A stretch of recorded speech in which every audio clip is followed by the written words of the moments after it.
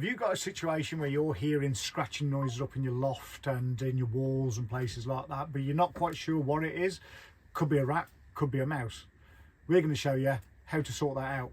So we're going to have two options on this. The reason we don't know what it is, and our customers don't know what it is, and there's a little bit of confusion, is because there's actually old rat droppings as well. There's mouse droppings and there's rat droppings, so we're not absolutely certain what it is. So I'll show you how you get around that problem. The great thing about the black cat rat trap is they will catch rats, obviously, but they'll also catch field mice. And I've got a sneaky suspicion this is field mice. If it was house mice, well, what will happen is they're so tiny that they won't set these off. But what they will do is they'll eat all the bait. So all your licorice or whatever you've put on there, it'll all disappear and nothing will be in the trap, and the trap will still be set. So it's kind of a good indication it's actually house mice and not field mice. But like I say, it's going to catch rats anyway. We sell these on our store. It's very, very important that you get genuine ones. There's loads of traps out there. There's genuine ones and there's non-genuine. I'll just show you how easy these are to set. These are genuine, imported from India, from the company that makes them. We know they work. We've tried all the others, all the copies. Don't bother, get the genuine. So you should be able to seal that on the underside. They'll always have the embossed logo on there. I did notice there's one actually on Amazon. It's got a picture of one of these, but it's not actually what you get in the post. And they don't call them black cat rat traps on their adverts. L-shaped, I think they call them, or tombstone or something like that. But let me show you how easy these are to set. So you've got a little well in there, bit of licorice onto the spike, push that right in, and then what you do is you get a few oats, and you put that around and inside the well itself, because that will tempt the little critter closer and closer until, but really what it wants is that licorice all sort, as you probably know if you've seen all our other videos. We've got a longer video about setting these. I'll put that here right now. Where we're going to set these now then, Rick, I think what we're going to do, I'll put one of these over here. We think the rats have, the mice or rats have been. I'll probably put another one on the other side. I'm pretty convinced that these are old rat droppings. We're going to be using our legendary blue bar mouse traps. So they're so easy to set. It's basically just a case of pulling it back. This little counterweight, you pull that back like that. And what you want to do is you want to get them so that they're against something. Mice will always tend to go along a wall or a skirting board or something like that. So in a loft, it's not quite possible to do that, but you can emulate it by putting it against whatever this is and down the side of there. And also, if you see any little holes into the insulation, so just be observant, have a look round and see what you can find.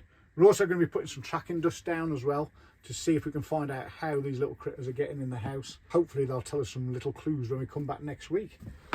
I'm going to start setting some of these. Shall I show people how to actually bait these? The blue bar mouse trap as well. We usually use peanut butter. It's a good all-around one, but you can use like chocolate sauce, things like that as well. Peanut butter's a favourite.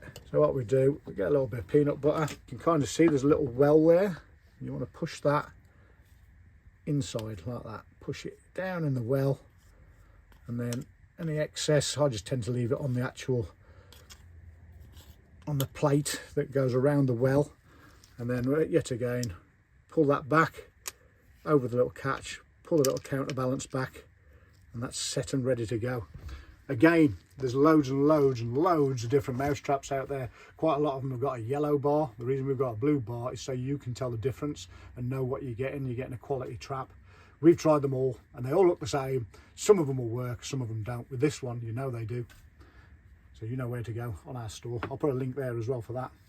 Here's another little giveaway where the mice or whatever it is are travelling. If you look on the insulation, look, it's all nice and fluffy. But if you follow my torch line, you can see there's like a run going all the way through there, down this way and then across here. So we've got a trap on there. I'm going to put another one on there, Rick. There's a drop in there. And you've got a little drop in there as well, yeah. It's a bit inconclusive, isn't it? That could be field mice, could be house mice. Show you again how easy these are to set. And then we'll put some tracking dust. We don't sell this yet on our store, but we will do at some point once we get a supplier. So if there's any suppliers of tracking dust out there, let us know. Because this stuff's great if you've got a UV torch. We left our UV torch, Rick. Oh, we left it in Sheffield, didn't we? In Sheffield, yeah, on Friday, annoyingly.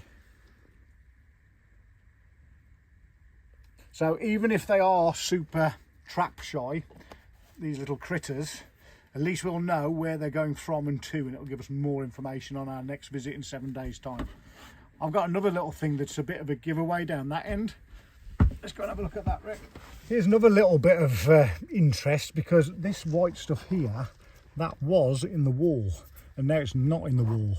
Sometimes though it can get blown out if you have a bit of a storm, and it'll blow in a hole somewhere else and blow it out of a hole somewhere. It's also a telltale sign of rats and sometimes mice. So I'm going to use another black cat rat trap up here, and I'm going to put a couple, look, we've got one of those runs going down here a little bit, and just about make that one out.